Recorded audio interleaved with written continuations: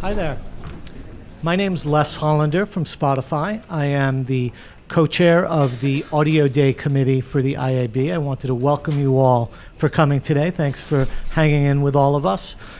In the spirit of innovation, we created a short 3-minute video to show you today about voice activation. It's narrated by my colleague, Ian Geller, who's the head of hardware at Spotify. It'll be about 3 minutes. After that 3-minute video, we're going to take about a 15-minute break and then bring everybody back in. So take it away.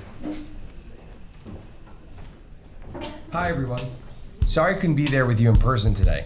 I'm Ian Geller, the global head of hardware and automotive partnerships at Spotify.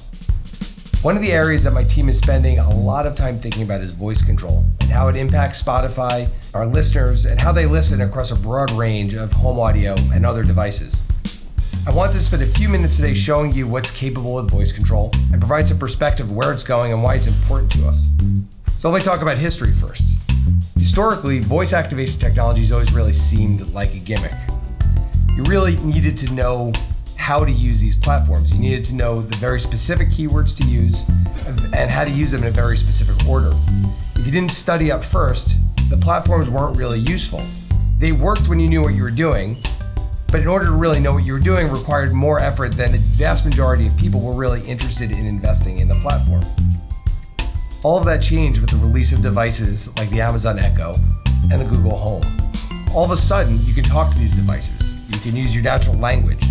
You don't have to be so specific about what it is that you want or what you're asking for. The devices are smart enough to sort of process your natural language and take some guesses about what it is that you're asking for and what you want. You no longer need to know very specific keywords or the order in which to use them.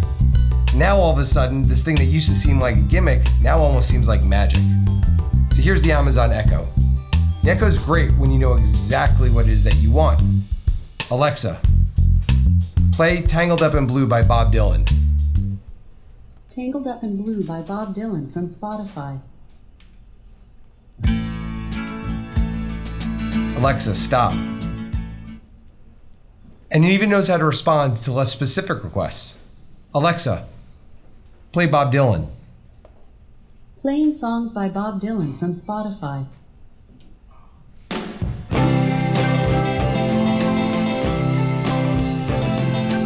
Alexa, stop. If you spent any time at CES this year, you'll see that voice is finding its way into everything. Cars, TVs, speakers, even refrigerators are going to be voice activated soon. So now we're not thinking just about how do we work on these devices, but we think about how do we provide a great voice experience on these devices. We're thinking a lot about what it means for user interface, user interaction.